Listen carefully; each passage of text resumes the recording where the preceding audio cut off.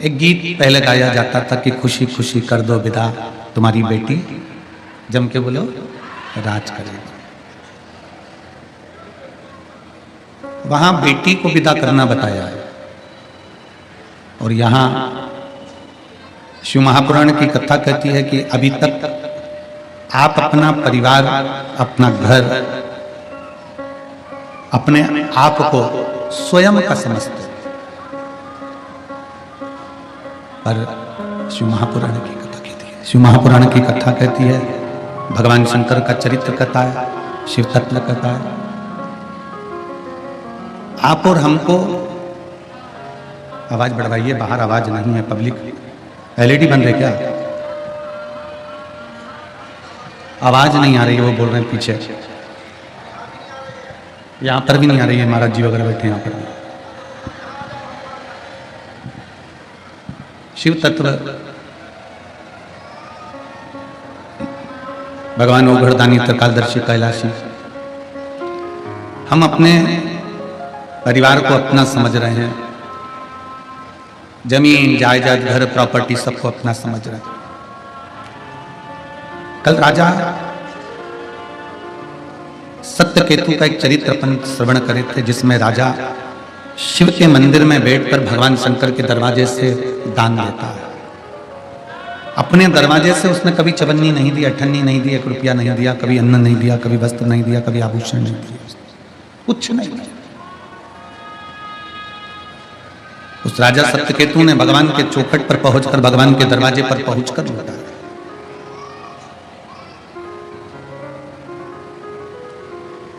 कभी मौका मिले जीवन में, और मेरा कुबेर भंडारी आपका भंडार खूब भरे, खूब भरे, और आपकी जिंदगी में अगर कभी ऐसा मौका लगे कि आपके क्षेत्र में कहीं शिव महापुराण की कथा कुबेर भंडारी की कृपा से हो रही हो, तो आप भी ये प्रयास करना कि दोनों हाथों से लुटाने का प्रयास करें। भूखे को भोजन, प्यासे को पानी, जय बाबा बर्फानी। शिव महापुराण का सबसे बड़ा तत्व ही यही है कि यहाँ जो आए वो खाए भी और खिलाए।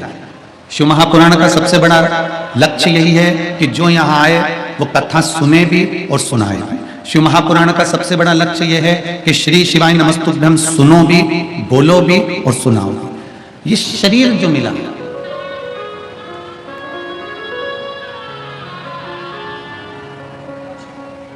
महाराज जी नाव में जब आप एक भैया इंटरव्यू जब ले रहे थे, क्या नाम था उनका, बाबे जी, जब इंटरव्यू ले रहे थे तो उन्होंने कहा कि आज के समय में इतने सारे कथाकार, नवयुवक लड़के बेटियां जुड़ते जा रहे हैं, कथा करते जा रहे हैं, आपका क्या कहना है? हमने उन भव्य जी से ये कहा कि भगवान शंकर भगवान ने माता पार्वती को अमरनाथ की गुफा में बैठकर जब कथा श्रवण कराई, तो शिव जी ने पार्वती जी से सबसे पहला शब्द यही कहा था कि प्रत्येक घर में पति और पत्नी में एक कोई कथाकार होना चाहिए, कथा कहने वाला होना चाहिए। शंकर भगवान माता पार्वती जी को कथा कर रहे हैं, ये हमारा शास्त्र कहता है कि आपके घर में भी कोई घर का बुजुर्ग है, बड़ा है, कोई घर का बच्चा है। स्वयं कपिल देव जी महाराज तो मां देवहूति को ज्ञान उपदेश दे देते हैं। जरूरी नहीं है कि मित्र की बात ना सुने। देवलोक में भ्रमण करने वाले 2 मुनि हैं,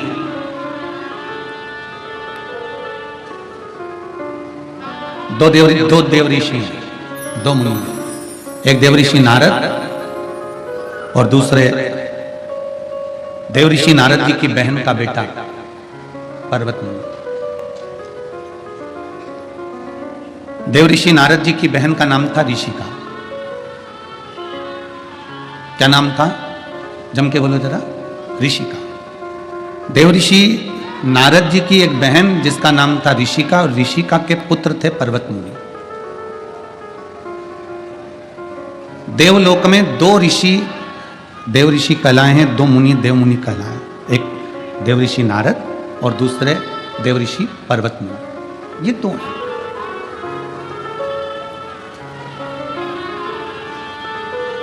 परंतु इन दोनों में एक अंतर है कि देवऋषि नारद स्वतंत्र भाव से भगवान नारायण के यहाँ भी चले जाते हैं और देवऋषि नारद स्वतंत्र भाव से शिव जी के सामने भी चले जाते हैं। स्वतंत्र भाव से देवऋषि नारद ब्रह्मा जी के यहाँ, इंद्रलोक, गरुण, वरुण सब लोकों में भ्रमण करते। पर भगवान देवऋषि नारद का भांजा, भगवान देवऋषि नारद जी के भांजे पर्वत मुनि किसी देवता का दर्शन नहीं कर पाते हैं, बस केवल भ्रमण कर पाते हैं। देवलोक में भ्रमण करते हैं, देवताओं का गुणगान करते हैं, ब्रह्मा जी का गुणगान करते हैं।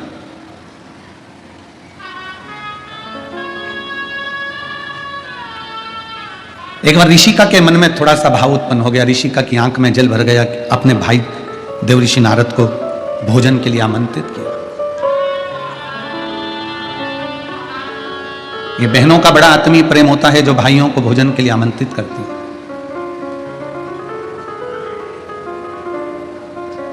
और बड़ी प्रसन्नता होती है जब कोई दिल से, हृदय से बहन अपने भाई को भोजन कराए, प्रेमवश प्रसादी पवाए, उससे बढ़कर कोई सुकून नहीं है। और फिर निवेदन करूंगा इस पवित्र व्यासपीठ के माध्यम से, काशी की इस पवित्र भूमि से, बहन भाई का संबंध धन और दौलत का नहीं होना चाहिए, बहन भाई का संबंध केवल प्रेम का होना चाहिए। बहन अपने भाई से रक्षाबंधन पर कुछ लेने की आशा ना रखे और भाई अपनी बहन को रक्षाबंधन पर यह विचार कर ना जाए कि मैं कम दूंगा, यह विचार कर जाना कि मेरे को भगवान ने अगर दिया है तो मैं मेरी बहन के दरवाजे पर खूब लुटा कर आऊंगा जिससे मेरा बाबा देगा। बहन बेटी को देने से, गौ माता को देने से, संत ब्राह्मण को देने से और भगवान शंकर को देने से कभी नहीं घटता, वो बढ़ता ही चले जाता। बहन बेटी को देने से कभी नहीं घटेगा। तुम्हारे घर में बहन बेटी आई है, आप उसको कुछ दे रहे हो, ये विचार ना करिए कि कुछ घटने वाला है, बढ़ेगा। तुम्हारे घर की एक दशा देखिएगा, घर में बेटा जन्म लेता है और घर में बेटी जन्म लेती है। घर में बेटा जन्म लेता है तो तुम्हारी स्थिति इतनी नहीं सुधर सकती, पर घर में अगर बेटी ने जन्म ले लिया तो बाप की स्थिति सुधरना प्रारंभ हो जाती है, बाप आगे बढ़ना प्रारंभ हो जाता है। बहन बेटी को देने से कभी नहीं घटा, गौ माता को देने से, गाय की एक रोटी निकालने से, गौ माता के लिए कुछ देने से कभी नहीं घटा। हाँ, ये जरूर है कि आज के जमाने में जो गाय माता की रोटी बनती थी वो गौ माता के मुख तक नहीं पहुंच पाती।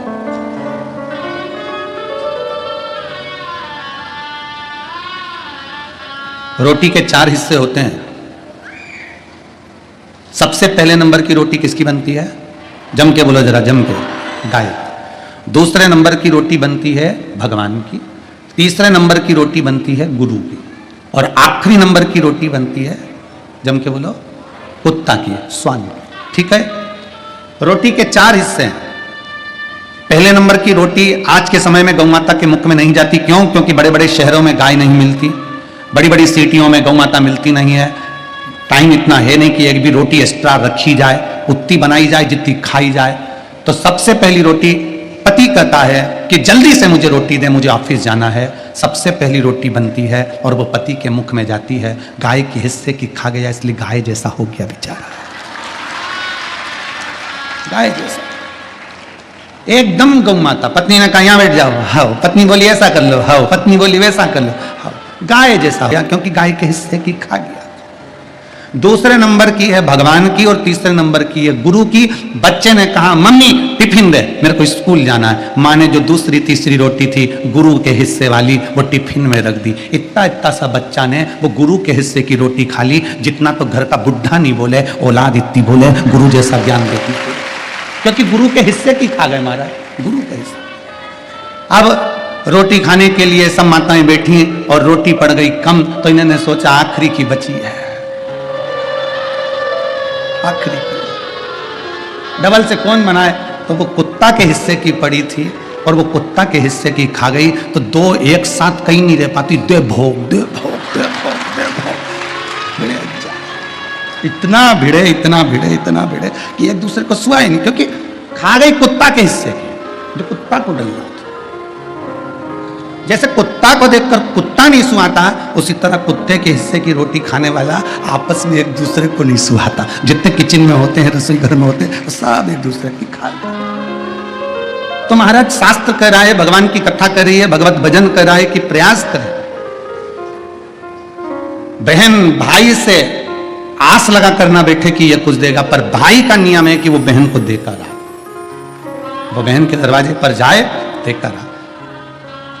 ऋषिका ने अपने भाई देव ऋषि नारद को बुलाया भोजन करने के लिए, क्योंकि मन में कुछ दशा, कुछ मन में क्षुब्धता थी, कुछ मन में विचार चल रहे थे, किससे पूछा जाए, किससे कहा जाए। महाराज कुर्म पुराण का ये चरित्र वर्णन करता है,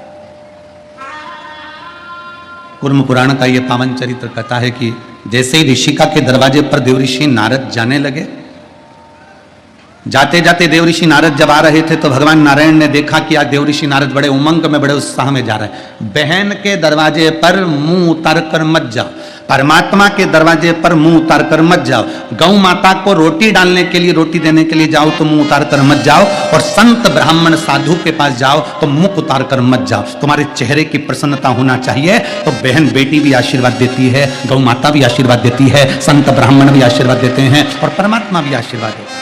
अपने चेहरे को भगवान ने मुस्कुराने के लिए केवल मनुष्य को मुस्कुराहट दी है। कभी माथे में रहने वाली जूं निकाल के देखना हंसती है क्या? कभी देखिए। कभी किसी मच्छर को पकड़ कर देखना, उससे कहना हंस, मच्छर मुस्कुराएगा? जम के बोलो जरा।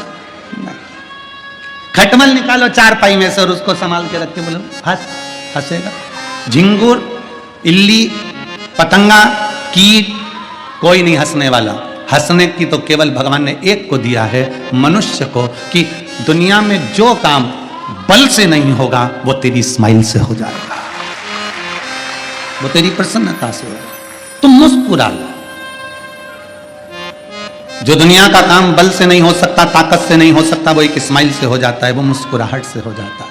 तुम खुद देखो, एक प्रैक्टिकल करो। रेलवे स्टेशन पर तुम जाओगी ना, जाने पर तुम्हारे पास में सामान ज्यादा रहे ना, अगर तुम किसी को चिल्ला के कह दोगे उठा के मेरी इसमें ट्रेन में रख दे, वो नहीं रखेगा, पर सिर पे पल्लू लेके एक बार ऐसा हेल्प कर दोगे। इतनी मुस्कुरा के बोली सामने वाला, कौन सी सीट पे रखना है, कौन सी सीट है, प्रसन्न। स्माइल देने से सामान उठ जाता है, स्माइल देने से प्रसन्नता में यदि कोई काम हो जाता है, तो बल से, अति प्रबलता से या दमधारी से जो काम नहीं होता, वह आपकी एक स्माइल, आपकी एक मुस्कुराहट कर देती है। एक मुस्कुराहट। पत्नी से कह दो गुस्से में, मैं तो थक कर आया हूं, दिन भर काम करता हूं, जा एक चाय बना के ला। पत्नी कह देगी तुम्हारे बाप के नौकर नहीं है? तुम थक के आए तो हमने क्या झक मारी है? बैठ के हमने भी तो काम किया है, हम भी तो लगे रहे। सवेरे तुम उठते नहीं हो, तुम 8 बजे उठते हो, हम सवेरे 5 बजे उठ के झाड़ू पोछा बर्तन भांडा सब कर कर बच्चों को स्कूल बनाना, टिफिन भेजना, ये करना वो करना, सब करा। तुमसे ज्यादा काम मैंने करा। पत्नी भी बैठ जाए सोफे पे रिमोट लेके, मैं तो सीओर वाले महाराज को सुन रही, तुम जाओ बनाओ, जा। और अगर पति आया दुकान से, ऑफिस से, और बड़े मुस्कुरा कर प्रेम से कह दे, प्रेम से बड़ी मुस्कुरा कर कह दे, बहुत प्रसन्नता में कह दे, जा जरा चाय बना दे और तेरे लिए भी बना के ले आना, आज तेरे से मुझे 2-4 बातें करना है। पत्नी कहेगी कौन सी बात है, तो जोरदार जी इतनी प्रेम से बोला, इतनी प्रेम से बोला, बात कौन सी रही है? अब ये ऊपर जितने बैठे सब बाबा बैठे, इनके तो संकट पड़ेगी नहीं ये कथा।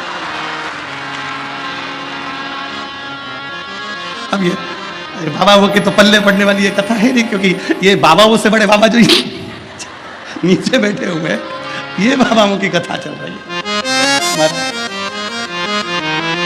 है। जरा प्रेम से बोल दिया, चाय बना के ला, 2 कप चाय बना के लाई, साथ में खारिया बिस्कुट मठरी सब लेके आई और रख दी टेबल पे। बड़ी मुस्कुराते हुए उसने चाय बनाई, चाय भी इतनी प्रसन्नता से बनाई कि पीने वाला और प्रसन्न हो जाए। ये प्रसन्नता जीवन की सुख दे जाती है। ये मुस्कुराते रहिए। देव ऋषि नारद अपनी बहन के दरवाजे पर जा रहे हैं तो मुस्कुराते हुए जा रहे हैं और बड़े मुस्कुराते मुस्कुराते जा रहे थे। तो नारद जी जाते जाते भगवान विष्णु ने लक्ष्मी जी से कहा आज बड़ा मुस्कुरा रहा है। नारद बहुत कम मुस्कुराता है परंतु आज मुस्कुरा रहा है, जरा पूछें नारद जी से। नारायण शेष सैया पे से उठ गए, लक्ष्मी जी को साथ लेकर पहुंच गए देव ऋषि नारद के सामने। हमेशा नारद भगवान के सामने आते थे, आज नारद के सामने भगवान आ गए। हमेशा नारद भगवान को ढूंढते थे, आज भगवान ने नारद को ढूंढ लिया। जरा विचार करना, आपके चेहरे की प्रसन्नता, आपके चेहरे की प्रसन्नता परमात्मा को भी खींच के तुम्हारे पास लेकर आती है। वो प्रसन्नता इतनी प्रबल है। दुख है ना जिंदगी में, होने दो। तकलीफ है ना जिंदगी में, होने दो। कर्जा हो गया ना जिंदगी में, होने दो। हमें ये प्लान नहीं करना कि मुझे मरना है, कि सुसाइड करना है, कि मुझे ये करना है, कि वो करना है ना। जिंदगी में कितना बड़ा भी दुख आ जाए, कितनी भी तकलीफ आ जाए, कितना भी कष्ट आ जाए, परंतु अपने चेहरे की प्रसन्नता समाप्त मत होने दो। शंकर के मंदिर जब भी जाना, शिव जी को एक लोटा जल चढ़ाने के लिए तुम्हारे पड़ोस के मंदिर में जब भी जाना, मुस्कुराते हुए जाना। आधे से ज्यादा मोहल्ले के लोगों को लगेगा इतना कर्जा होने पर भी इतनी मुस्कुरा रही है, इतना तकलीफ होने के बाद, इतनी बीमारियां होने के बाद, इतना कष्ट होने के बाद, इसके घर में इतनी तकलीफ होने के बाद भी इसके चेहरे की प्रसन्नता खत्म नहीं हो रही है। जब हम भगवान के मंदिर में जाएंगे तो मोहल्ले वाले तो आधे डिप्रेशन में हो जाएंगे कि इतना कर्जा होने पर मुस्कुरा कैसे रहा है, हंस कैसे रहा है। भगवान के मंदिर में अगर मुस्कुरा कर जाएंगे, चेहरे पर प्रसन्नता रख कर जाएंगे, तो भगवान भी कहेगा कि इतना दुख होने पर भी तेरी हंसी कम नहीं हुई, जा मैं तुझे वर देता हूं कि तू ऐसे ही मुस्कुराते रहे। ये वर पर मेरे शिव देता है। और आप और हम अगर मुसद्दी लाल के हसीन सपने जैसे चले जाएं, मुंह उतार के, कई कई माताओं की आदत रहती है फोटो वाला कैमरा लेकर खड़ा रहता है, वो कहता भी है ए अम्मा स्माइल प्लीज, और अम्मा फिर सिर पे पल्लू लेकर एकदम अम्मा ऐसी बैठ जाए धापों की बाई की तरह और एकदम कल्ली होके बैठ जाए, तो फोटो वाला भी कहेगा प्लीज प्लीज थोड़ी सी स्माइल। अब वो फोटो वाले को कौन समझाए कि जिंदगी में नहीं मुस्कुराई है, अब क्या मुस्कुरा। और जो पूरी जिंदगी नहीं मुस्कुराता, वो आखिरी में मरने के बाद टेबल पे जब फोटो रखाता है उसमें फोटो मुस्कुराता हुआ ही होता है, उसमें फोटो मुस्कुराता, आखिरी में मुस्कुराता हुआ फोटो मिलता है। अभी महाराज जी कह रहे थे सतवा बाबा जी कि गुरुजी हमसे एक कोई बहन जी हमारे इधर की पूछ रही थी, इधर ही साइड की, अब इधर आधी से ज़्यादा तो भोजपुरी चलती है, और महाराज जी वो आशीष जब बोलना चालू करता तो महाराज जी कह रहे कि हमसे एक बहन जी पूछ रही थी कि ये मूंछ वाला भैया इतनी तेज क्या बोलता है, क्या बोलता है, हमें तो आज तक संपत्ति नहीं पड़ा कि बोला क्या। तो महाराज जी ने कहा ये गुरु जी आते हैं उसके पहले का मंत्र, गुरु जी आए उसके पहले का मंत्र है, और यही मंत्र है जिसके कारण ये भीड़ बढ़ती है इकट्ठा करता है। तो बोले जा। तो महिला ने सतवा बाबा जी से पूछा तुम्हें संपट पड़ा क्या, मतलब तुम्हें सूझ पड़ी इसने क्या बोला। तो बाबा जी बोले मैं तो कई सालों से सुन रहा, मुझे ही सूझ नहीं पड़ी, तुझे भी नहीं पड़ी भाई, तुझे होगा चल ले, जो पड़ जाए तो पड़ जाए। मुस्कुराहट भगवान को अपने करीब में लेकर आती है, अपने करीब।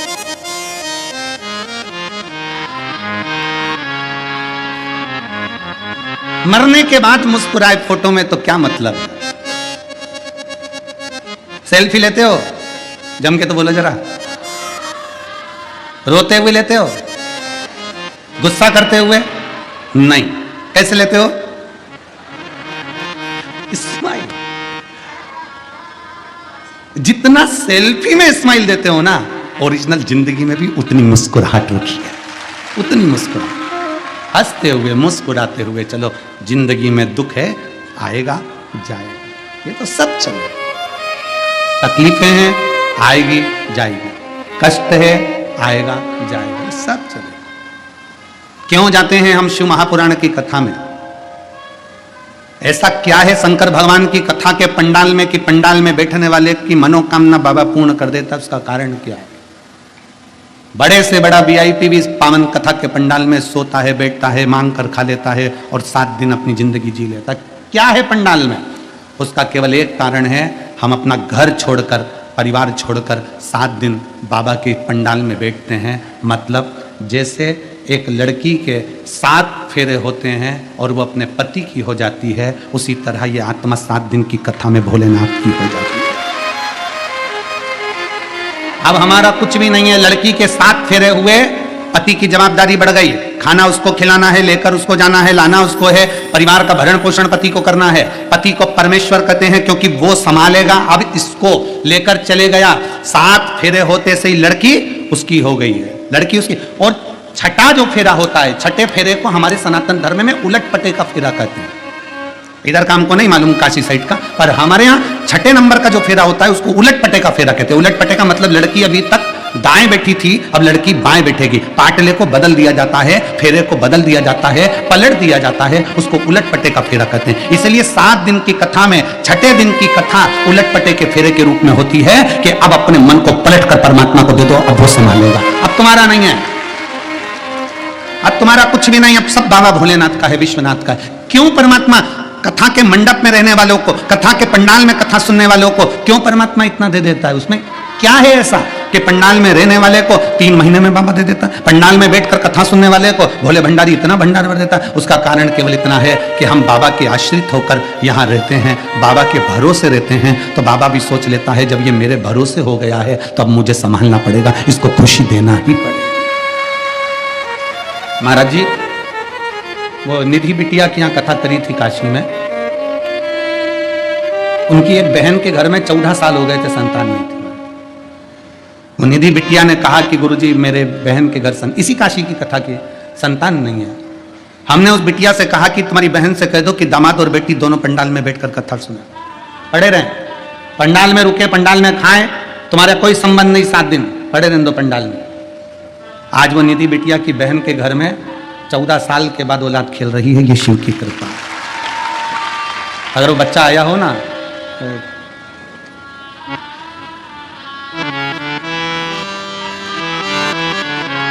चंचल तिवारी, सामने घाट शिवजी नगर लंका वाराणसी की रहने वाली है। अगर वो बच्चे को लाई है तो ला सकते। 14 साल के आई बेटा लिया, 14 वर्ष के बाद संतान की प्राप्ति, 14 साल। तो ये शंकर के भरोसे शिव की। एक पत्र और है महाराज जी, बड़ा सुंदर पत्र।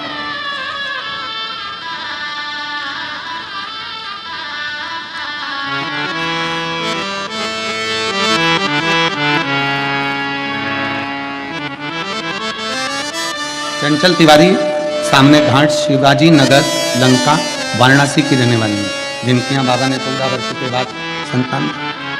दूसरा पत्र है, मैं वाराणसी की निवासी हूँ,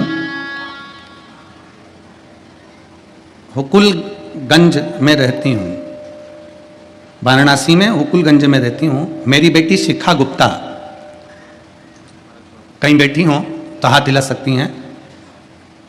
मैं हुकुलगंज में रहती हूँ। मेरी बेटी शिखा गुप्ता के पेट में अचानक दर्द उठा। मेरी बेटी 8 साल की है। दर्द इतना भयानक था कि दर्द सहन नहीं हो पा रहा था। कहीं बैठी हो तो एक बेलपत्री लेने के लिए आ सकती हैं। बेटी शिखा गुप्ता वाराणसी से हैं, हुकुलगंज में रहती हैं। अगर कहीं बैठी हो तो बेलपत्र लेने के लिए आ सकती हैं। अगर बैठी हो तो हाथ हिला सकती हैं। कहीं पर बैठी हो तो हाथ हिला सकती हैं। आई हैं, कैमरे में दिख रही हैं? हाँ ठीक है, दिख गए हो। हाथ हिला दो बेटा। आ जाओ, एक बेलपत्र ले जाना। आ जाओ बेटी, आ जाइए, आ जाओ। मैं वाराणसी की निवासी हूँ, हुकुलगंज में रहती हूँ। बेटी शिखा गुप्ता के पेट में अचानक दर्द उठा। दर्द इतना भयानक था कि समझ में नहीं आया। 2 से 3 डॉक्टरों को दिखाया था, लेकिन उनसे भी आराम नहीं मिला। जब हमने अल्ट्रासाउंड कराया तो उसमें पता चला कि ये जो बीमारी है 100 में से किसी 1-2 बच्चे को होती है। आ जाओ, आप आ जाओ, आ जाओ बेटा, आ जाइए, ले आओ।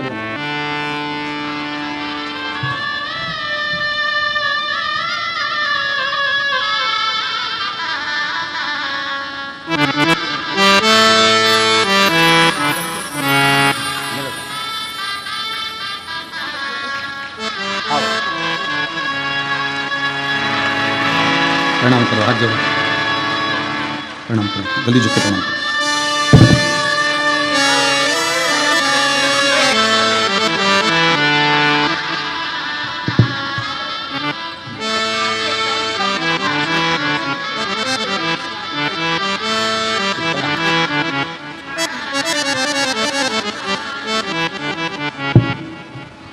डॉक्टर को दिखाया तो बताया कि 100 में से किसी 1-2 बच्चे को ये बीमारी होती है। बच्ची की किडनी ऊपर नीचे है और आपकी बच्ची को अल्ट्रासाउंड में आया कि लीवर के पास में 7 गठाने हो गई हैं। पत्र को आप लोग एलईडी पर आस्था चैनल पर पढ़ सकते हैं। लीवर के पास 7 गठ बता दी, जिसमें 4-5 बड़ी हैं और डॉक्टरों ने रिपोर्ट देखकर बताया कि हम समझ में नहीं आता क्या करना चाहिए। बड़े परेशानी में पड़ गए गुरुदेव, अब करें तो करें क्या। इसको जो खिलाते जो पिलाते वो सारा उल्टी में निकल जाता, शरीर में कुछ लग नहीं पा रहा। 4 से 5 साल तक हम यही परेशानी में जूझते रहे, क्या करा जाए समझ में नहीं आया। तब आखिरी में आपकी कथा श्रवण करना प्रारंभ करा और कथा श्रवण करने के माध्यम से शंकर पर चढ़े हुए जल को पीने का क्या महत्व होता है और एक बेलपत्री खाने का क्या महत्व होता है, हमारे पास के पड़ोसी ने बताया। हमने उनके कहने पर बेटी को मंदिर ले जाना प्रारंभ करा, जल चढ़ाते, पिलाते, बेलपत्री खिलाते, नंदी के पास बिठाकर श्री शिवाय नमस्तुभ्यम बुलवाते और हमारे ही पड़ोसी सीहोर गए, वहां से रुद्राक्ष लेकर आ गए। उस रुद्राक्ष को तांबे के कलश में गला देते, बेटी को जल चढ़वा के शिव जी को बेटी को पिला देते। गुरुदेव कई सालों से ये चल रहा था और बाबा की ऐसी कृपा हुई गुरुदेव, 1.5 महीने के बाद हमने फिर वापस अल्ट्रासाउंड कराया। अल्ट्रासाउंड कराने पर मालूम पड़ा कि डॉक्टर ने कह दिया कि आपकी बेटी के जो 7 गठान थी वो पूरी की पूरी गठाने गल चुकी हैं, अब शरीर में एक भी गठान नहीं। हम बाबा को यहाँ प्रणाम करने के लिए आए हैं। मेरी बेटी 8 साल की है, बाबा की कृपा से अब वो ठीक है। शिव तत्व इसी को कहते हैं, शंकर ओघड़ी इसी को कहते हैं।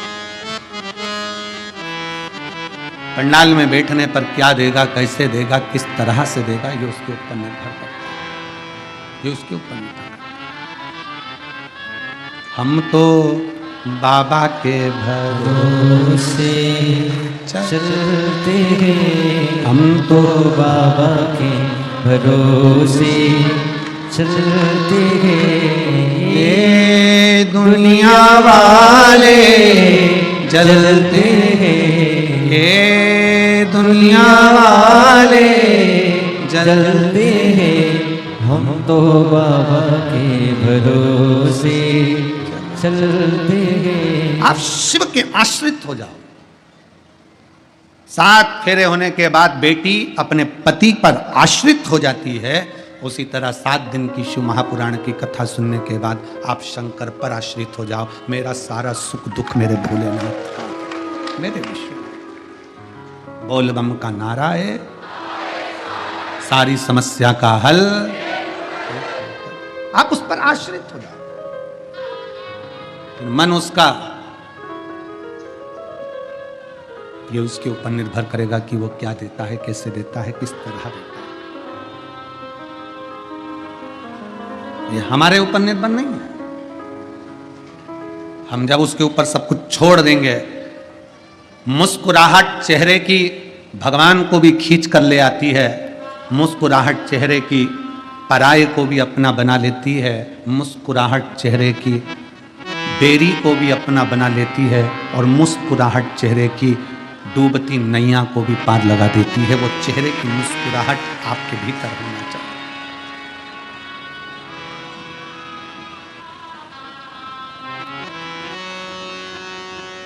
हम तो यहां तक कहेंगे आपसे, मुस्कुराइए। आप काशी में आए हैं, मुस्कुराइए। अपने बाप के घर में, अपने पिता के घर में, अपनी माता के घर में, अपनी मौसी के घर में आए हो, मुस्कुराइए।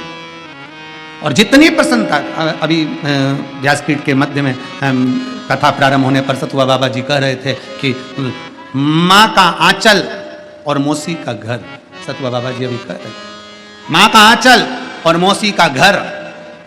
छुट्टियों में जब मौसी के घर से जाते हैं, मौसी के घर पर जाने के बाद जब वापिस आते हैं तो मौसी अपने बैग में दफ्तर भेजती है, मेरी गंगा महारानी हमारी मौसी है, क्योंकि पार्वती हमारी माँ है, तो वो भी कुछ ना कुछ रखकर भेजती है। आश्रित उस पर हो जाए। और जब हम उस पर आश्रित हो जाएंगे,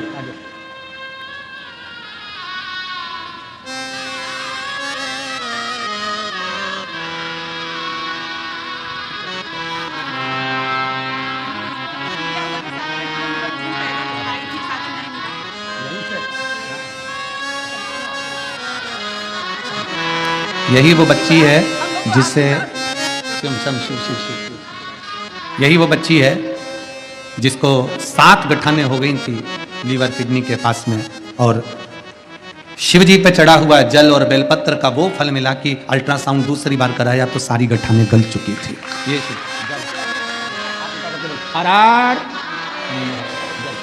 शिव तत्व की प्राप्ति, शिव औघड़ी शंकर। 7 दिन की कथा में ये आत्मा परमात्मा की हो जाए, हम हमारे बाबा देवाधिदेव महादेव के हो जाए। मरने के बाद लोग शमशान लेकर जाते हैं मरने के। अभी हम जब बाबा जी के साथ में काल भैरव जी का दर्शन करने जा रहे थे तो वहां बहुत सारी गाड़ियां निकल कर जा रही थी। उन गाड़ियों के ऊपर कैरियर में अर्थियां बंधी थी। पूछा ये कहां से? कोई बहुत दूर से आ रही है, कोई 150 किलोमीटर दूर से, कोई 200 किलोमीटर दूर से। हमने पूछा वहां से यहाँ? तो कहा कि महाराज जी यहाँ पर लोग अर्थियां लाते हैं, बॉडी लाते हैं, अंतिम संस्कार गंगा जी के घाट पर काशी में करते हैं मुक्ति के लिए, मोक्ष के लिए। शिव महापुराण की कथा में हम भी आपसे कहेंगे लोग मरने के बाद आपको काशी लाएं, उससे अच्छा है जीते जी एक बार काशी जरूर आए। मरने के बाद की गारंटी हमारी नहीं है, क्योंकि हमने स्वर्ग नहीं देखा और ना हमने नरक देखा। और जीते जी की गारंटी तो है कि एक बार जो जीते जी विश्वनाथ के चरणों में आ जाता है वो स्वर्ग का अनुभव पृथ्वी पर ही कर लेता है। इतना अनुभव पृथ्वी पर कर लेगा कि मैं बाबा विश्वनाथ की धरा से आया हूं, बाबा के चरणों से होकर आया हूं, मैं विश्वनाथ जी की धरा से मां गंगा का स्नान कर आया हूं। मेरे बाबा ने मुझे बहुत खुशियां दी है। यहां से जाने पर मेरी जितनी जीजियां, जितने मेरे जीजा, जितनी बेटियां, जितने मेरे बेटा, जितनी मेरी माताएं बैठी हैं, मैं आपसे निवेदन करूंगा यहां से जाने के बाद अपने घर पर जब जाओ इतने प्रसन्न दिखना कि घर के लोगों के मन में भी आ जाए ऐसा कौन सा कुबेर का खजाना लेकर आ गई कि ये काशी से आने के बाद इतनी मुस्कुराने लगी। पर ऐसा भी मत हंसना कि घर के लोग तुम्हें कहें कि बाबा जोगी से झाड़ा लगवाने लेगा, ऐसा भी मत किएगा। हमने एक बार कह दिया कि घर जाकर खूब मुस्कुराना, तो एक बहू गई तो वो बिल्कुल बाल खुले गंगा नहा के गई थी, और घर पे जाते से ही और यहाँ से यहाँ तक सिंदूरा, और फिर उसको हंसने दो।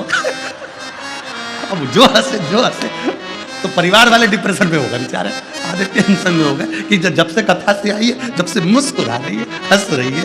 तो उन्होंने बाबा मामा को दिखाया तो उन्होंने देखकर कहा कि कहाँ गई थी? तो कि शिव पुराण में गई थी। कि किसकी थी? कि वो सीवर वाले महाराज की थी। तो कि बस पागलों की कथा सुनोगे तो ऐसे ही होगा।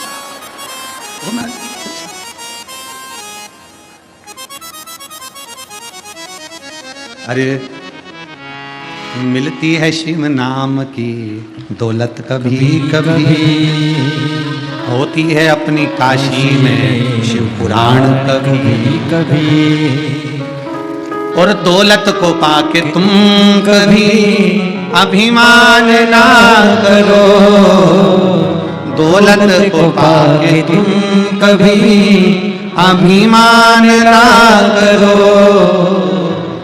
माटी में मिल जाती है दौलत कभी कभी, होती है अपनी काशी में शिव पुराण कभी कभी। बड़ी मुश्किल से मिली है। और काया को पाके तुम कभी अभिमान ना करो, काया को पाके तुम कभी अभिमान ना करो। माटी में मिल जाती है ये काया कभी कभी, होती है अपनी काशी में शिव पुराण कभी कभी।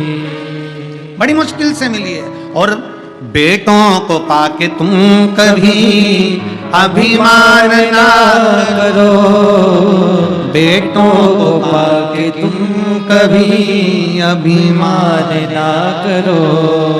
बन जाते हैं पड़ोसी के बेटा कभी कभी, और बेटी को पाके तुम कभी अभिमान ना करो, बेटी को पाके तुम कभी अभिमान ना करो, ले जाते हैं जमाई बेटी कभी कभी होती है अपनी काशी में शिव पुराण।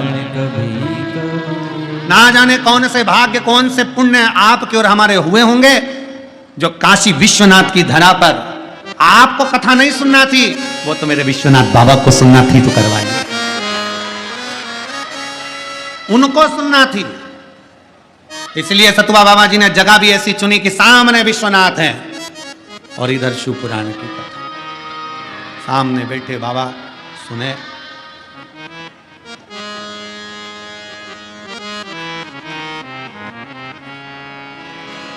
सामने बैठकर वो श्रवण करें। और इत शिव पुराण है, उत विश्वनाथ है, और बीच में गंगा बहे धीरे धीरे। ये शिव की उदारता है, ये शंकर भगवान की उदारता है, ये मेरे शिव भगवान की, मेरे विश्वनाथ की उदारता है, ये उनकी करुणा है। जो विठलेश सेवा समिति ये तीसरे ज्योतिर्लिंग की कथा का रसतत्व ग्रहण करा रही है, ये भगवान शंकर की उदारता के बिना हो नहीं सकता, ये हो नहीं सकता। पहली ओमकारेश्वर, दूसरी पहली महाकालेश्वर, दूसरी ओमकारेश्वर, तीसरी विश्वनाथ। 12 ज्योतिर्लिंग का जो नियम लिया है समिति ने, उसको पूर्ण कराने वाला कोई दूसरा नहीं है। पूर्ण भी मेरा शंभू ही कराएगा, मेरा शंकर ही कराएगा, कराने वाला।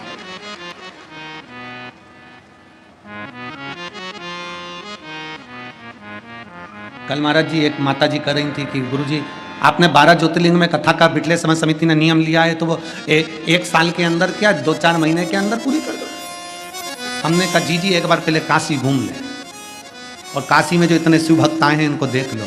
एक कथा करवाने में और एक कथा की व्यवस्था करने में सबको आना रहना, प्रसाद, ये वो सारी व्यवस्था, लाइट, पानी, विद्युत विभाग, ये विभाग, PWD विभाग, सारे विभागों को देखना, फिर व्यवस्था करना। वो तो यहाँ सतुआ बाबा जी थे और भगवान विश्वनाथ की कृपा थी, तो ये बाबा की कृपा से कथा हो गई। और मैं यहाँ के SSP, ASP, कलेक्टर, IG, यहाँ के SDM, कमिश्नर आदि सारे सबको, यहाँ का एक एक पुलिस बल, यहाँ का एक एक कर्मचारी, सबको साधुवाद देता हूँ जिन्होंने खूब मेहनत करी इस कथा को सफल बनाने के लिए। खूब मेहनत करी। एक एक पुलिस कर्मचारी भूखा भूखा रहकर खड़ा रहा, कई बार समय नहीं मिल पाया। और मेरा ये निवेदन, आपने अभी तक सेवा करी है विश्वनाथ बाबा की, आपने अभी तक सेवा करी है मां गंगा की, पहली बार आपको मौका मिला है शिव पुराण की सेवा करने का। ये मेरे बाबा का वो धाम है, वो आनंद है कि मेरा बाबा आपको भी खाली नहीं छोड़ेगा, कुछ ना कुछ देगा जरूर। सेवा का क्रम है आपका, खूब मेहनत करी आप लोगों ने, खूब। चिकित्सा विभाग लगा रहा, पूरी रात से अनाउंसमेंट में बाई और अम्मा मेरी जीजियां चिल्ला रही, कमलेश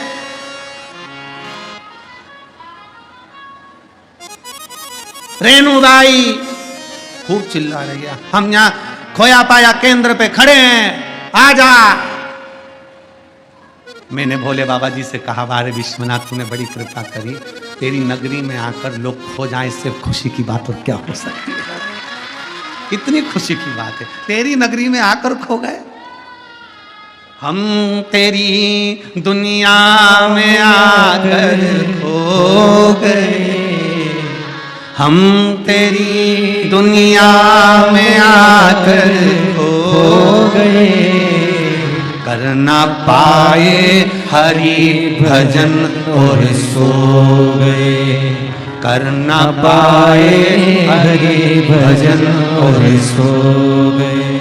कम से कम तुम विश्वनाथ जी, दुनिया में आकर लोग खा पी के सो जाते हैं, पर विश्वनाथ जी की धरा में आने के बाद कम से कम तुम बाबा विश्वनाथ में खो तो गए। कमलेश आवाज, मैं खोया पाया केंद्र पे हूं।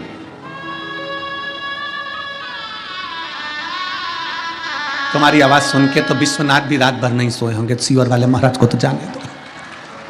महाराज जी पूरी रात चिल्लाए तो आवाज, और सीवर वाले महाराज को जाने दो। पंडाल में जितनी बैठी होंगी 3-4 बार तो उठ के देख ली, कौन चिल्ला, तो कौन चिल्ला, पूरी देखे।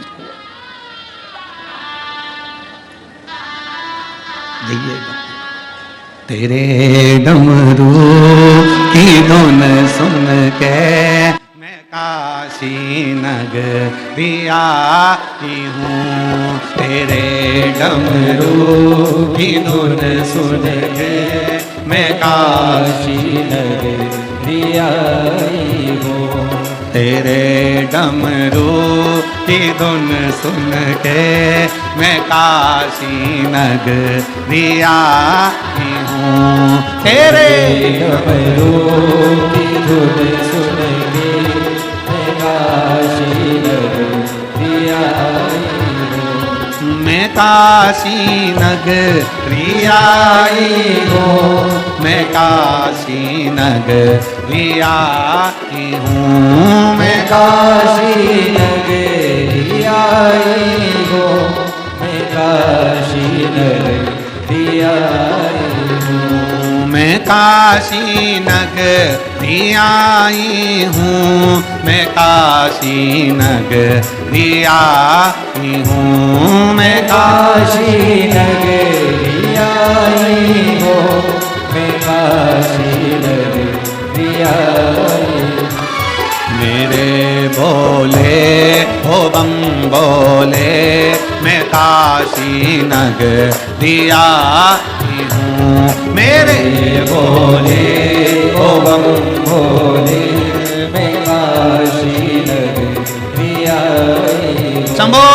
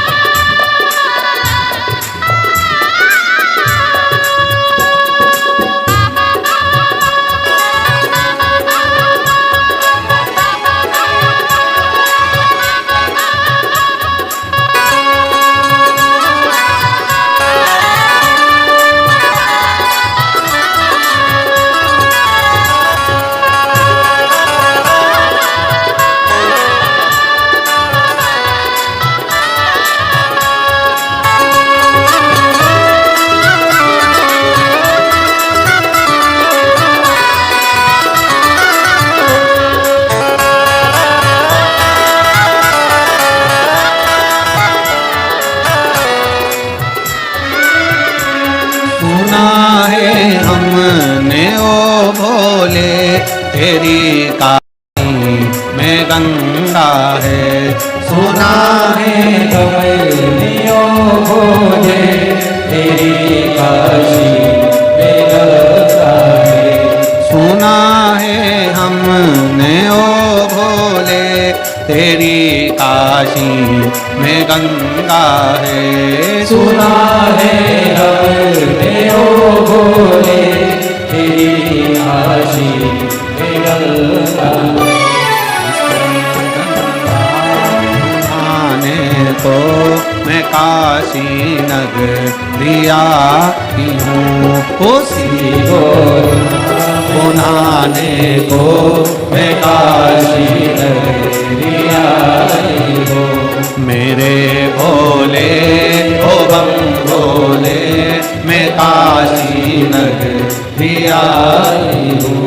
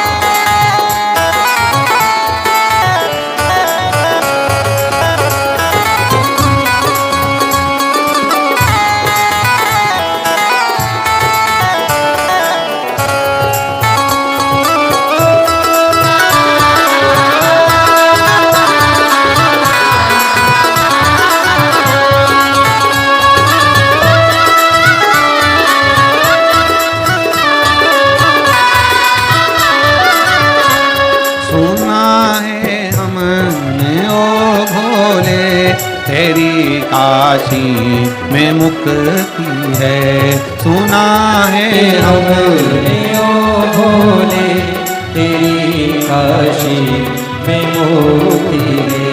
सुना है हमने ओ भोले, तेरी काशी में मुक्ति है। सुना है हमने ओ भोले, तेरी काशी में मुक्ति।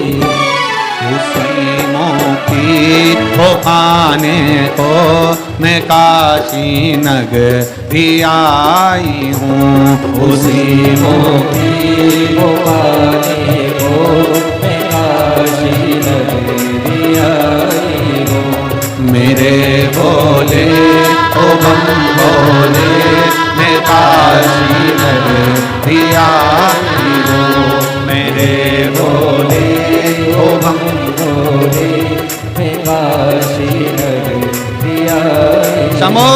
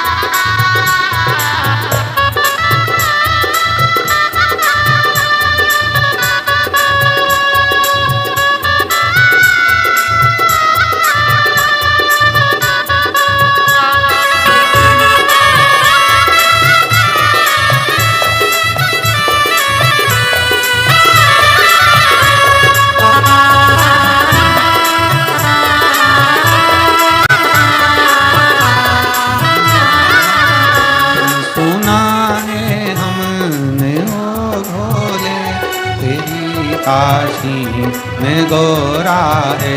सुना है हमने ओ भोले तेरी काशी में गौरा है। सुना है हमने ओ भोले तेरी काशी में गौरा है। सुना है हमने ओ भोले तेरी काशी में गौरा है। रात पाने को मैं काशी नगरी आई हूँ, उसी गोरा पाने को मैं काशी नगरी आई हूँ। ओ बम बोले मैं काशी नगरी आई हूँ। मेरे भोले ओ बम भोले मैं काशी नगरी आई हूँ। ओ बम भोले मैं काशी नगरी आई हूँ। मेरे भोले ओ बम भोले मैं काशी नगरी आई हर हूँ। हर महादेव। देव है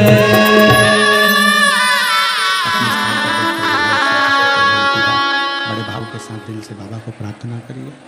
जहाँ जगह मिले वहाँ बैठकर बाबा को अपने मन से विनय करिए, निवेदन करिए। आज कथा का 7वां दिवस है, विराम का दिन है। जितना भाव से बाबा से प्रार्थना करोगे, बाबा दिल से प्रार्थना करके स्वीकार करेगा। प्रेशर बढ़ा दो, प्रेशर बाहर के स्पीकरों का बढ़ाओ इनके। जितना बाबा से प्रार्थना करोगे, बाबा उतने भाव से स्मरण करो। जहाँ जगह मिले वहाँ बैठकर भगवान देवादिदेव महादेव से मन की बात बड़े भाव के साथ दिल से प्रार्थना करिए, निवेदन करें। सब साथ में बोलेंगे, दिल से बाबा से प्रार्थना करेंगे, निवेदन करेंगे, साथ में बोलेंगे, बाबा को दिल से विनय करेंगे।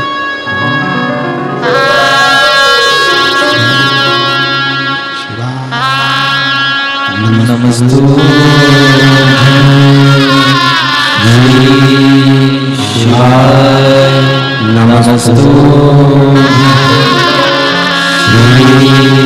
शिवाय नमस्तु शिवाय नमस्तु शिवाय नमस्तु भोला दुख का तुम्हारा ओ भोला सब दुख का तुम्हारा। शिव शंकर जपो तेरी माला, बाबा जपो तेरी माला। भोला सब दुख का तुम्हारा ओ भोला सब दुख का तुम्हारा। देश है मंगल मंगलकारी, देश है मंगल मंगलकारी। शमशान वासी हमारा, शमशान वासी हमारा ओ भोला सब दुख का तुम्हारा ओ भोला सब दुख का तुम्हारा। भगवान देवादिदेव महादेव का चरित्र कथा है, श्री महापुराण की कथा वर्णन कर रही है। देवऋषि नारद अपनी बहन ऋषिका के घर में जा रहे हैं भोजन के लिए। बीच में भगवान श्री नारायण उनकी प्रसन्नता देखकर उनके पास चले। अभी कथा में कहा कि आपके चेहरे की प्रसन्नता परमात्मा को खींच कर आपके पास लेकर आ जाए। सबसे बड़ा उपहार, सबसे बड़ा गिफ्ट परमात्मा ने हर एक मनुष्य को दिया है, तो उसके चेहरे की स्माइल दी, उसके चेहरे की प्रसन्नता दी। बोल बम का नारा है, सारी समस्या का हल। आपकी प्रसन्नता परमात्मा को नजदीक लेकर आती है। खिलता हुआ फूल अच्छा लगता है या मुरझाया हुआ फूल अच्छा लगता है? जम के बोलो जरा, खिलता हुआ। तो आपका चेहरा भी खिलता हुआ ही परमात्मा स्वीकार करता है। बासी फूल तो भगवान के पास से भी उठाकर विसर्जन में डाल दिए जाते हैं। उसी तरह आपके चेहरे की प्रसन्नता, आपके चेहरे की स्माइल, आपके चेहरे की खुशी परमात्मा को करीब में लेकर आती है। नारद जी के चेहरे पर प्रसन्नता थी तो भगवान देवऋषि नारद की प्रसन्नता देखकर भगवान विष्णु लक्ष्मी नारद जी से मिलने के लिए चले। बीच मार्ग में रुके। बीच मार्ग में भगवान नारायण नारद जी को देखकर रुके। पूछा, नारद आज आपके चेहरे पर बड़ी प्रसन्नता है, बहुत खुश हो रहे हो आप, आपके चेहरे की इतनी प्रसन्नता, कारण क्या है? क्या कारण है जो आप इतने प्रसन्न नजर आ रहे हो? किस चीज की प्रसन्नता? आप यहां से जाएं तो आपके चेहरे पर प्रसन्नता होना चाहिए। घर के लोग पूछें कि इतनी प्रसन्न क्यों दिख रही है, तो वहां जाकर तुम भी कह सको कि लुटा दिया भंडार काशी वाले, कर दिया माला माल काशी वाले। जो जैसी भावना लाया वो वैसा ही फल पाया। जो जैसी भावना लाया वो वैसा ही फल पाया। नहीं खाली उसे लौटाया वो मन ही मन हर्षाया। नहीं खाली उसे लौटाया वो मन ही मन हर्षाया।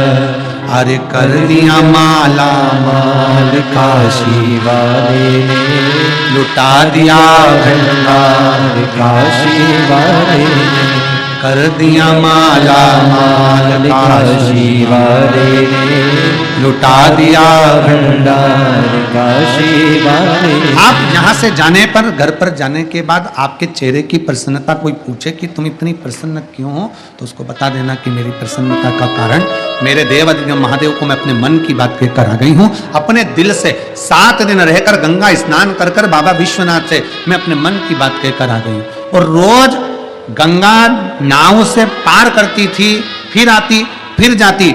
मतलब मैं जान गई कि सतुआ बाबा ने भी बड़ी समझदारी से ये कथा को रखा गंगा के पार, इसलिए कि तुम्हारी नैया विश्वनाथ पार कर दे, इसलिए ये कथा इस पार है। ये विश्वनाथ बाबा तुम्हारी नैया पार कर दे, ये सोच कर, ये विचार कर गंगा के पार इस कथा को रखा गया। प्रसन्न रहो, खुश रहो। और हम तो मेरे देवाधिदेव महादेव से बस यही प्रार्थना करते हैं, मेरा ओगढ़ दानी, मेरा शंभु इतनी प्रसन्नता आपके जीवन में दे, इतनी प्रसन्नता दे कि बाबा आपकी प्रसन्नता देखकर मेरा शिव शंकर भी खूब प्रसन्न होकर वर देता रहे। यही प्रसन्नता का भाव।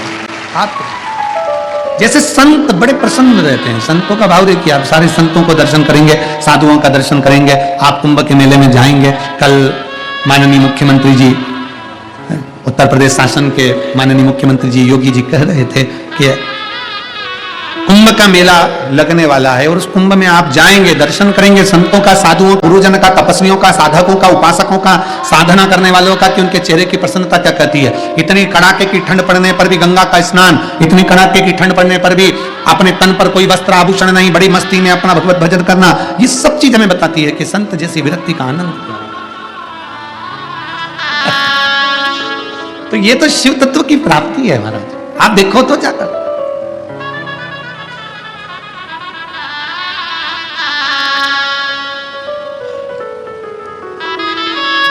कुंभ के मेले में जाओगे कि ना जाओगे? जम के तो बोलो जरा, पर अकेली मत जाना। अड़ोसन, पड़ोसन और पीछे वाली धड़ोसन सबको ले जाओ।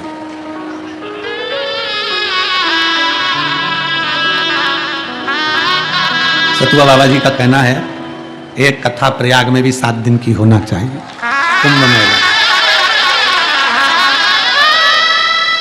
ये सब इतने समझदार हैं, फिर ये पहले नहीं जाएंगे, जब कथा होगी ना तभी जाएंगे। तो ये तैयारी करके बैठ जाएंगे कि क्योंकि अभी तक प्रयाग में कथा माघ मेले में 1 दिन 2 दिन 3 दिन मिली है, 7 दिन अभी तक प्रयागवासियों को भी शिव महापुराण की कथा नहीं मिली, 7 दिन। तो ये कथा हो तो 7 दिन की सतुआ बाबा जी का कहना है, जो भी तारीख होगी आपको घोषणा करेंगे। तो फिर आप एक काम करना, आप और हम सब प्रयाग के मेले में 7 दिन की कथा का लाभ लेंगे। हार हार पर बाबा जी से निवेदन है, यहाँ जितने पंडाल लगे हैं उससे थोड़ा और बड़े बड़े और पंडाल लगे, जिससे शिव भक्त कथा का लाभ लें। क्योंकि अब इन सबको मालूम पड़ गया है तो ये कुंभ के मेले में तभी जाएंगे जब शिव पुराण की कथा होगी। तो ये विचार करके बैठे, त्रिवेणी का स्नान और शिव महापुराण और दोनों का संगम। अब अभी ये स्थिति है तो वहाँ की थोड़ा सोचना स्थिति विचार, और संभालेंगे विश्वनाथ, ये भी पाएंगे, ये भी तो पूछेंगे। तो बाबा विश्वनाथ स्वयं आके संभाले और बड़े भाव से प्रयागराज की धरा पर भी 7 दिन की कथा कुंभ मेले में होगी, उसकी सूचना हम आपको दे देंगे कथाओं के माध्यम से। पर अब ठंड चालू हो गई है, इसलिए आप लोगों से एक निवेदन है, सिरपुर की कथा 1 तारीख से 7 तारीख तक है, फिर मेरठ की कथा 15 तारीख से 21 तारीख तक है। जो रात्रि विश्राम करने वाले रहते हैं उनसे निवेदन है, थोड़ा ठंड का ओढ़ने का बिछाने का साथ लेकर चला करो। थोड़े से गुड़ के लड्डू अच्छे बढ़िया जोरदार, बादाम बादाम पीस के और अच्छे सब मिला मिलू के बनाओ, तुम भी खाओ और हमको भी खिलाओ, और बड़े प्रेम से भगवान की कथा सुनते जाओ। तो अपनी ठंड की व्यवस्था भी अब थोड़ा, कथाएं जो आगे हैं 1 तारीख से 7 तारीख तक सिरपुर में 1 बजे से 4 बजे तक कथा होगी, उसका भी स्मरण करें। आज तो ये कथा विराम हो जाएगी। 29 तारीख को कृष्णेश्वर ज्योतिर्लिंग पर हम बाबा के दरवाजे पर रहेंगे, वहाँ 2 घंटे का संतों से मिलन करना है, वो मिलन करेंगे। और 30 तारीख को फिर राघव जी की जो कथा कृष्णेश्वर महादेव चल रही है उसमें 2 दिन रुककर फिर हम सिरपुर महाराष्ट्र के लिए वहीं की वहीं पहुंचेंगे। बड़े भावों से कथा का लाभ ले रहे हैं, चेहरे की प्रसन्नता कम मत हो। भगवान नारायण और माता लक्ष्मी, थोड़ी मिठास करिए इसको, थोड़ा मीठा करिए, मीठा करो उसको, प्लेन प्लेन हो रहा है पूरा। चेहरे की प्रसन्नता कम ना होने दे। भगवान नारायण माता लक्ष्मी जी ने पूछा, देवऋषि नारद आप इतने प्रसन्न क्यों हैं? जब आप खुश दिखेंगे तो सामने वाला पूछेगा क्यों खुश हैं? तो लुटा दिया कर दिया माला। चेहरे की प्रसन्नता क्यों है वो पूछें। एक पत्र है, मेरा नाम पीहू सोनी है, कहीं बैठी हो तो हाथ हिला सकती हूं। मेरा नाम पीहू सोनी है, मैं मंगारी बाजार बाबतपुर वाराणसी से हूं, कहीं बैठी हो तो हाथ हिला सकती हैं। मेरा नाम पीहू सोनी है, मैं मंगारी बाजार बाबतपुर वाराणसी से हूं। मेरे भाई का नाम अभिनव सेठ है। गुरुजी, मेरा जब 1 साल का भाई था तब उसे रात में 2 बजे बुखार आया। रात में 2 बजे जब बुखार आया तो उसके सर पर बुखार चढ़ गया और उससे झटके आना प्रारंभ हो गए। हम लोगों को कुछ समझ नहीं आ रहा था कि ये क्या हो गया। मम्मी पापा तुरंत भाई को हॉस्पिटल लेकर गए, फिर वो ठीक हो गया, लेकिन उसके शरीर का विकास रुक गया। अपने समय से 1-2 साल पीछे हो गया। वो जो बच्चा जैसा होता है उसके जैसा वो नहीं है। और गुरुदेव, कमजोरी भी शरीर में इतनी हो गई कि चलना बैठना उठना खाना पीना कुछ नहीं हो सकता, एक जगह पर पड़ा रहता। 2022 में दिसंबर में मेरी बुआ हमारे घर पर आई और उन्होंने देखकर कहा कि ये बच्चा इतना कमजोर क्यों हो रहा है, कारण क्या है? तो कहा इसको झटके आए थे और झटके आने के बाद कोई दवाई ऐसी ले ली जिसके कारण इसका शरीर पूरा शिथिल हो गया, जमीन पर सोया रहता, बैठना उठना चलना कुछ नहीं। करें क्या? तब मेरी बुआ जी ने कहा कि शिवलिंग पर जल चढ़ाओ, 1 लोटा जल चढ़ाकर इस बच्चे को पिलाओ, धीरे धीरे ठीक होगा। वो सियोर वाला महाराज कथा करता है, टीवी चैनल पर आती है, आस्था चैनल पर, उस कथा को सुनो। तब मेरी मम्मी पापा हम सब ने कथा सुनना प्रारंभ करा। बच्चे को लेकर हम शंकर के मंदिर में जाते, जल चढ़ाकर बच्चे को पिलाते। डॉक्टर ने तो कहा था ये बच्चा ऐसा ही रहेगा, पर आज बाबा की कृपा से हमारे घर का बच्चा चलने भी लगा, फिरने भी लगा और समझने भी लगा। मैं बाबा को यहाँ प्रणाम करने के लिए आए हूँ। अगर बच्चा आया हो तो उसको ला सकते हैं। बच्चा आया है? हाथ हिलाओ। नहीं आया है? चलिए हाथ हिला दो। आ जाओ, एक बेलपत्र ले जाना। श्री शिवाय नमस्ते। शिव तत्व की प्राप्ति क्या दिया, कैसे दिया मेरे बाबा ने, हमको नहीं मालूम, पर यह पक्का है कि 7 दिन की शिव महापुराण की कथा जो बाबा विश्वनाथ की धरा पर, मां गंगा के तट पर जैसा आप प्रसन्नता देकर जाओगे, वैसी प्रसन्नता मेरा बाबा तुम्हारे घर पर जाकर तुम्हें प्रदान कर दे। वो प्रसन्नता मन में क्लेश लेकर, मन में अशांति लेकर, मन में विघ्न लेकर, मन में असंतोष लेकर हम अपने घर को ना जावें, अपना चेहरा उतार कर हम अपने घर को ना जावें। मेरे बाप के घर से, मेरे पिता के घर से, मेरे विश्वनाथ के घर से जाना तो जैसे एक बेटी मायके से जब ससुराल पहुंचती है तो उसके चेहरे की चमक होती है, वैसे ही विश्वनाथ की धरा से तुम्हारे चेहरे की चमक होना चाहिए। हम जो बोएंगे वो हम काटेंगे। हम अगर प्रसन्न होकर अगर यहां से जा रहे हैं तो मेरा बाबा भी तुमको प्रसन्नता का भाव रखेगा। भीतर से दिल दुखा कर नहीं, हृदय को अशांत कर कर नहीं, बड़ी खुशी के साथ जाते, बड़ी खुशी के साथ जाए। वो देने वाला देता है। बाबा विश्वनाथ की कृपा होती है। बाबा विश्वनाथ करुणा करता है, दयालु है वो, दातार है वो, करुणा सागर है वो। देवऋषि नारद, आप इतने मुस्कुरा क्यों रहे हो? देवऋषि नारद, तुम्हारे चेहरे पर इतनी प्रसन्नता क्यों है? कारण क्या है तुम्हारी प्रसन्नता का? क्यों प्रसन्न? नारद जी कह रहे हैं, आज पहली बार मेरी बहन ऋषिका ने मुझे भोजन करने के लिए बुलाया है। अब जरा विचार करिएगा, बहन के दरवाजे पर, संत के दरवाजे पर, गुरुजन के दरवाजे पर, परमात्मा के दरवाजे पर या किसी तीर्थ में जाना तो अपने चेहरे को प्रसन्न कर कर जाना कि मैं अपनी बहन के घर जा रहा हूं। प्रसन्नता है। सतगुरु किया।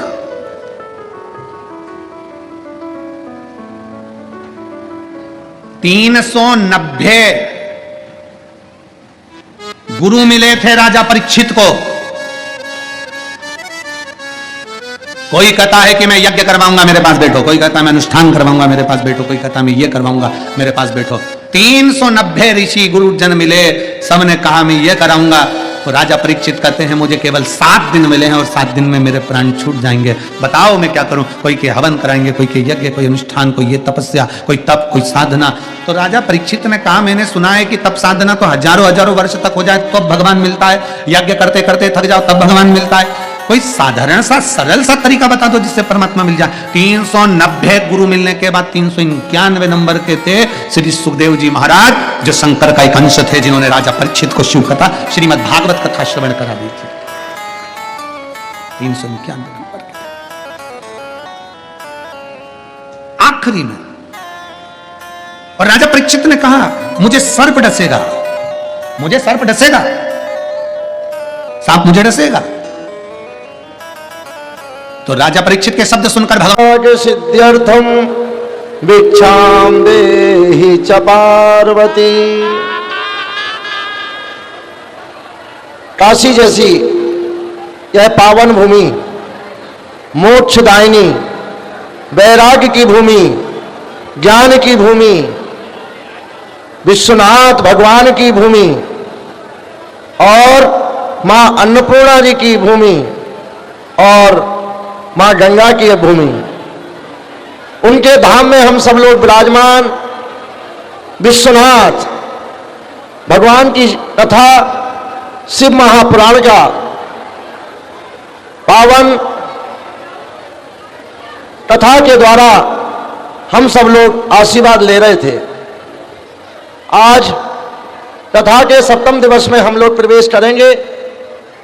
मुझे लगता है आज का दिन यह परम सौभाग्यशाली होगा कि जीवन के 7 दिवसों में हमें यह दिवस अपने आप में अद्भुत होंगे कि हमने अपने जीवन के जो 7 दिवस होते हैं उसमें हमने कथा सुनी है।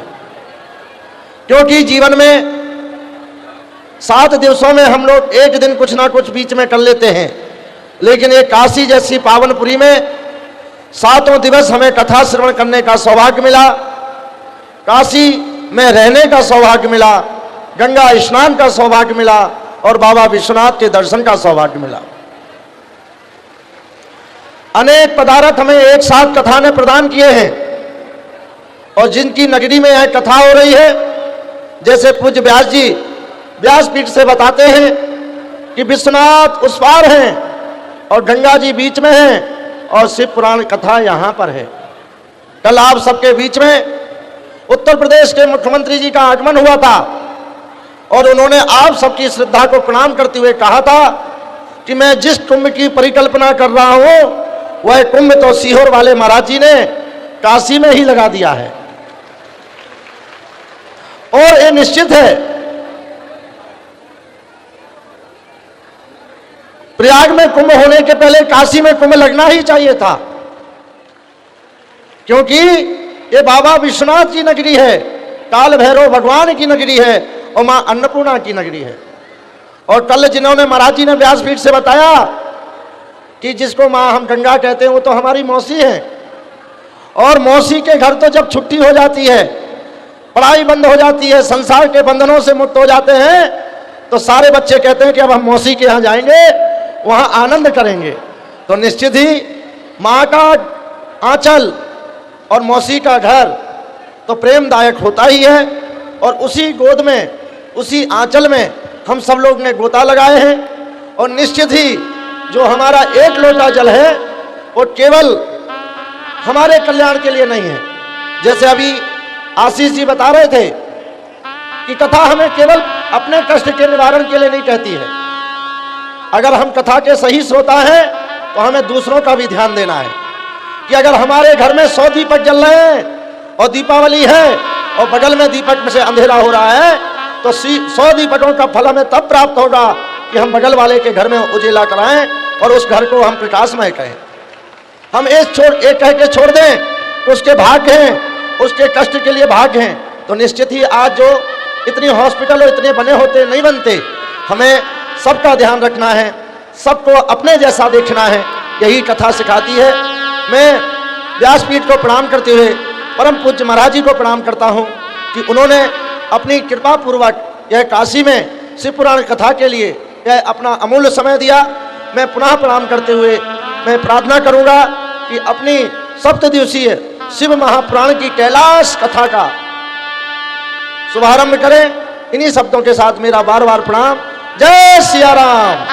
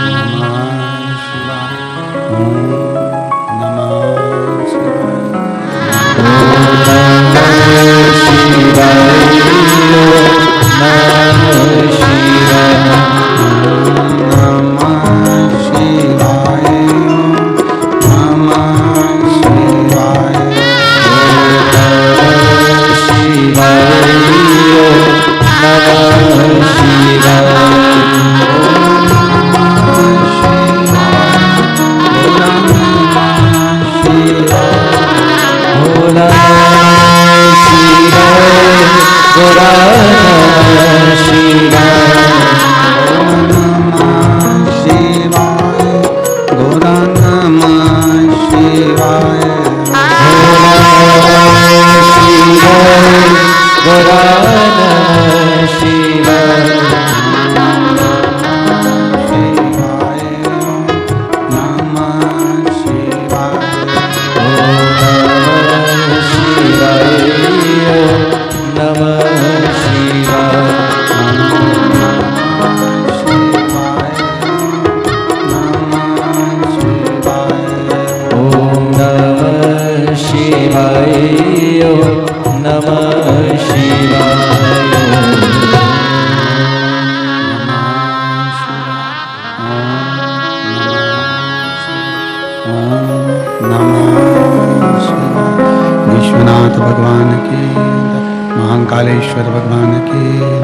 ओंकारेश्वर भगवान की, काल भैरव भगवान की, अन्नपूर्णा माता की, गंगा माता की, कुबेरेश्वर महादेव की जय।